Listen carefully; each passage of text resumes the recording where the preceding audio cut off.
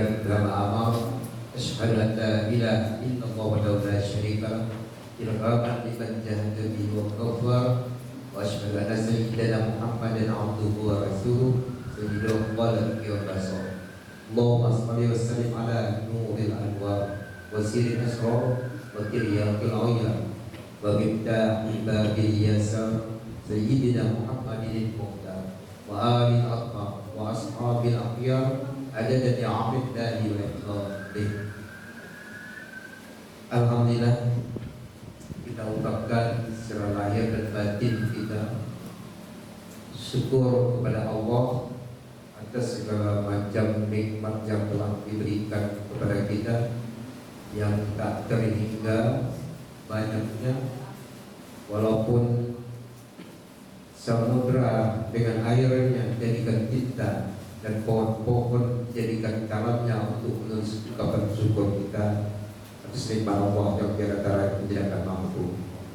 Selawat serta salam kita ucapkan juga kepada junjungan kita Nabi Muhammad SAW yang kebetulan pada bulan ini Rabiul Awal adalah ulang tahun kelahiran beliau yang banyak diselenggarakan terutama di Indonesia ini, yaitu peringatan Maulid Nabi Muhammad SAW. Salawat serta salam kepada beliau, kepada para sahabat, para keluarga, zuriyahnya, serta kita sebagai umatnya, dengan harapan doa dan syafaat. Semoga kita menjadi umatnya di dunia ini dan di akhir nanti. Amin ya Allah ya Rabbal Alamin. Bapak Kepala Balasannya saya hormati, Bapak Ibu Ustaz-Ustazah, ada yang mahasiswa PPL juga ya, yang kami banggakan. Ya, pada hari ini kita lanjut kegiatan IHT, kemudian arahnya oleh Ibu Sri dari Dinas Pendidikan. Itu yang hari ini memang dari Dinas Pendidikan berbeda dengan kita yang madrasah sedikit. Kalau mereka menyebutnya KOS P, kurikulum operasional satuan pendidikan. Kalau kita langsung menjadi kurikulum operasional madrasah. Dan kalau di Dinas Pendidikan hanya ada sampai profil Pancasila, kita ditambah 2 lagi, yaitu profil rahmatan lil alamin. Itu saja perbedaannya, yang lainnya sama. Kemudian alokasi waktu juga baru sudah dibahas ya. Tentu tidak akan mungkin kita sama dengan yang Dinas Pendidikan, yang sekolah. Itu jauh perbedaannya, dan kita pun memang sudah beda juga waktunya. Makanya kita agak lain pulangnya ya Bapak Ibu, lain waktu pulangnya, lain waktu belajarnya. Inilah kelebihan madrasah. Nilai plusnya di sini Pak. Jadi SMA plus itu madrasah aliyah. Plusnya di mana? Rahmatan lil alamin. Di agama pendidikan agama Islamnya. Itu yang kita sampaikan ke orang itu. Mungkin kita bingung namanya saja. Para pakar mungkin tidak sempat berpikir dan membuat rumusan yang agak lebih luas tentang makna merdekanya saja. Merdeka yang membuat orang datang lalu bingung. Merdeka yang dimaksud bagaimana? Kurikulum merdeka seperti yang kita ketahui, kalau maknanya tidak kita permasalahkan lagi, kalau acuan-acuannya tidak kita permasalahkan lagi, hanya kita berbeda istilah dari kurikulum sebelumnya. Jadi judulnya Pak Denny Ya, nggak apa-apa, santai aja. Memang kadang-kadang itu sesuatu itu kalau tidak cocok. Jadi kalau kita sampai dulu mungkin nggak bisa dengan maulid. Hari Minggu biasanya itu. Baik Bapak Ibu yang hormat, saya yakin Bapak Ibu sangat paham sekali apa yang dimaksud dengan kurikulum operasional. Kurikulum operasional satuan pendidikan. Karena Bapak Ibu sudah mengajar, sudah berkecimpung di satuan pendidikan itu sendiri, yaitu dalam tanda kutip kita ini madrasah. Ada yang sudah 30 tahun kali. Pak Irwan saja sudah berapa tahun Irwan? 16 ya, 16 tahun gitu. Ada mungkin yang baru juga, tapi sudah terasa lama. Ada yang lama juga, masih terasa baru. Nah, kesannya itu sangat luar biasa bagi seorang guru. Sampai kita sambil nunggu layar, saya mau nanya Bapak Ibu, ini masih tentang kurikulum merdeka ini, terutama yang sudah lama satu, yang baru satu. Ya. Ya. Yang lama baru satu-satu ya, yang lama dan yang baru. Untuk yang lama, sekilas kira-kira apa perbedaan kurikulum merdeka dengan kurikulum sebelumnya? Nah, yang lama, yuk salah satu mewakili. Pak Aris, Pak Aris.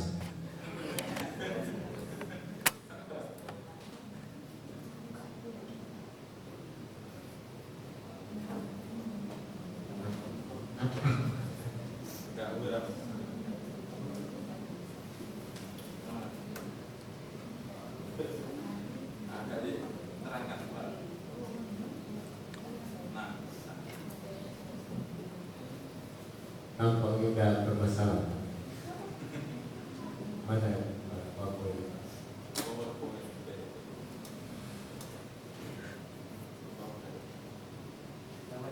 PowerPoint. Agenda.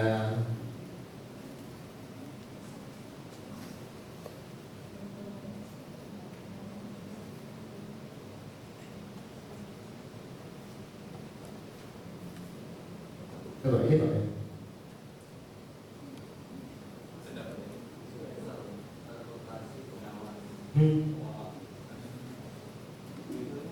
PowerPoint.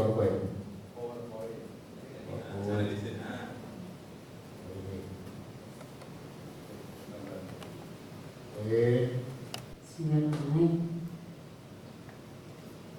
Terima kasih Pak atas kesempatannya. Kurikulum yang lama dengan yang baru ya Pak.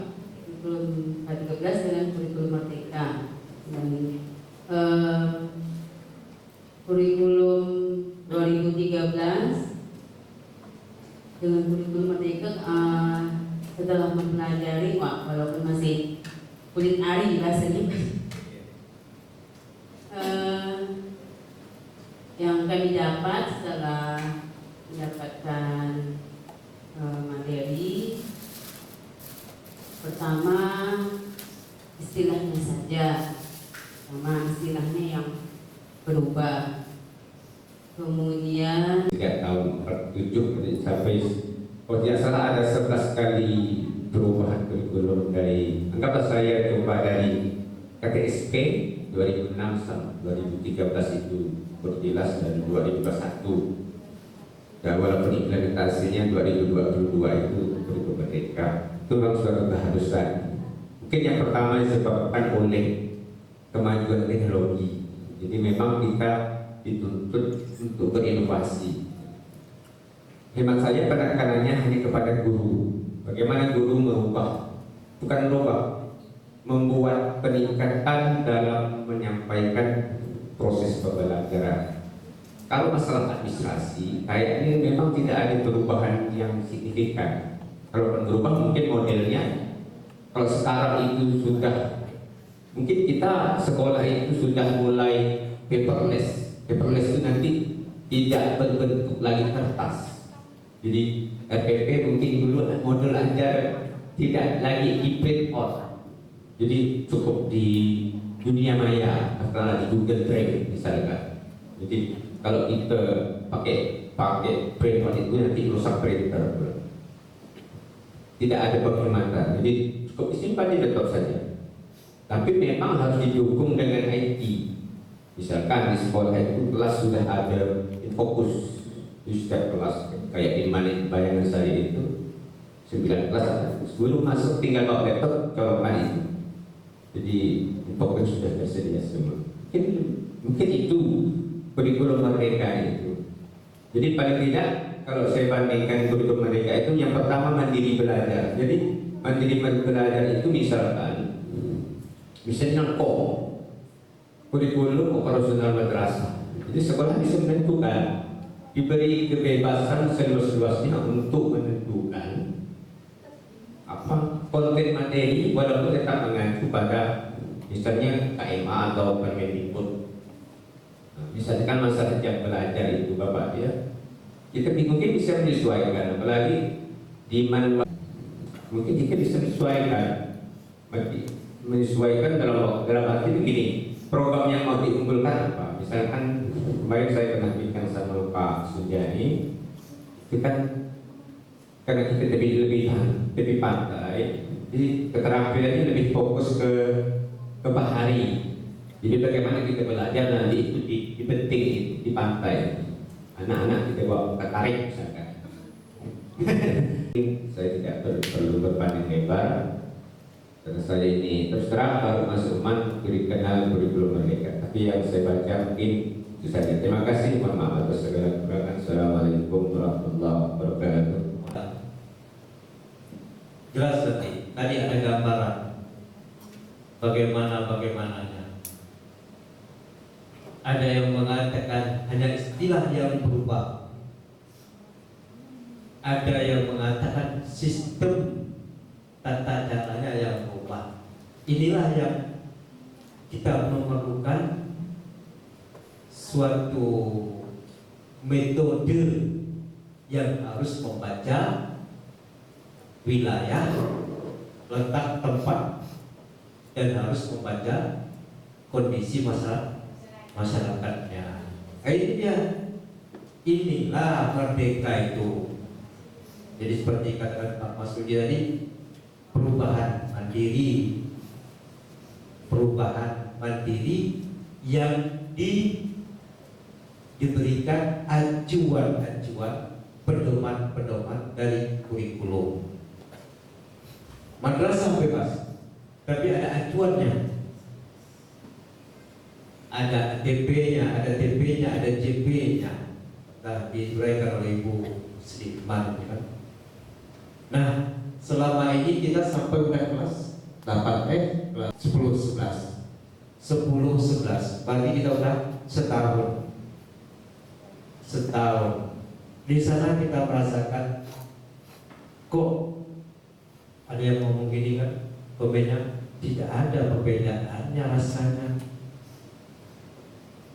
Ada yang merasakan juga berbeda waktunya, semakin sore pulangnya. Ada yang mengatakan hanya begitu ya kan, hanya waktunya yang berubah, alokasi waktu. Kemudian pembelajaran ke sana. Kemudian hubungan Jenjalo dengan ketuhanan yang Maha Esa, hubungan Jenjalo dengan kemanusiaan yang adil dan beradab, hubungan Jenjalo dengan persatuan Indonesia, hubungan Jenjalo dengan kerakyatan yang dipimpin oleh Hikmat dan bla bla bla, hubungan Jenjalo dengan keadilan sosial, hubungan Jenjalo dengan rahmatan dan amin. Berarti semuanya itu pasti ada cara, metode yang harus kita gunakan. Ya baik, kita masuk sama-sama kita baca basmalah.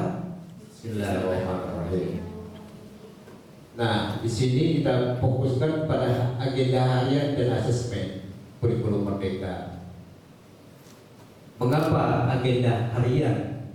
Mengapa asesmen? Karena ini yang banyak lantaknya di sini. Kalau teori sih ya kita ikut implementasi sosialisasi sampai kemana pun oleh siapapun begitu juga. Tapi omong kosong kalau pada agenda harian itu gagal. Omong kosong kalau pada aspek itu sama juga dengan penilaian biasa. Kan begitu? Ya kalau istilah ngapalnya sebentar. Ini kita fokus. Nah, kita lihat sekilas balik, kita cek tujuan kita adalah sedapat mungkin kita menyusun KOSP. SP-nya kita ubah menjadi M, kurikulum operasional madrasah. Apa yang harus kita perhatikan? Ini sudah dibahas Bu Sri kemarin ya kan? Kita tinggal kelas balik sedikit saja. Pertama, karakteristik madrasah. Karakter asal katanya. Kalau sudah ada tiknya berarti semakin melekat. Nah, karakteristik madrasah itu bagaimana? Berarti kita melihat definisi dari madrasah itu lagi. Definisi dari tingkatan madrasah itu lagi. Madrasah yang semua siswanya adalah muslim muslimah. Madrasah aliyah yang siswanya usianya dari usia berapa ke usia berapa. Remaja Islamnya itu. Apa yang rentan pada masa-masa mereka ini? Nah ini kan kita harus kita lihat. Kalau kita ingin menyusun gitu. Kemudian termasuk karakteristik sekolah. Apanya?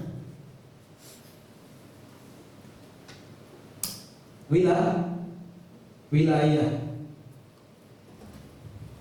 tempat, letak sekolah di mana. Betul kata Pak Nang tadi. Kita orang Patai, Bahari katanya ya. Bahari. Berarti dia sikon letak madrasah sebagai madrasah yang dekat dengan pantai gitu. Bagaimana saja. Kemudian dekat dengan apa lagi? Kalau sudah sini pantai sebelah sana apa lagi? Pertanian apalagi yang sedang marak, ya kan? Perkebunan, ada sawit, ya kan? Kelapa, ya, ada sawah, ubi, keladi, ya kan? Nah, bagaimanapun yang dimaksud merdeka, memerdekakan anak didik kita, memerdekakan lingkungan kita itu. Berarti mereka tidak terikat lagi oleh kurikulum yang mendikte perkembangan karakter sekolah tadi. Tidak bisa kita berikan nuansa lain. Nah, coba kita cek ya, cek salah satu. Saya mau cek yang IPS.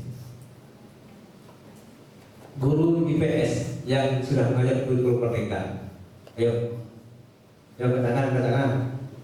Ibu, coba sebutkan salah satu contoh deskripsi ketika ibu mengajar pada kurikulum merdeka.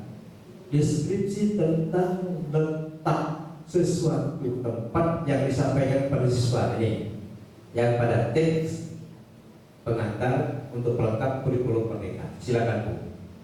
Apa misalnya? Ibu pernah menyampaikan wilayah mana? Ya, dan apa? Yang IPS pun bisa saja yang umum. Kalau ekonomi sih Pak, Nah, saya lebih mengarahkan ke siswa untuk kayak karena berkaitan dengan perekonomian ya Pak. ya. Kayak umpamanya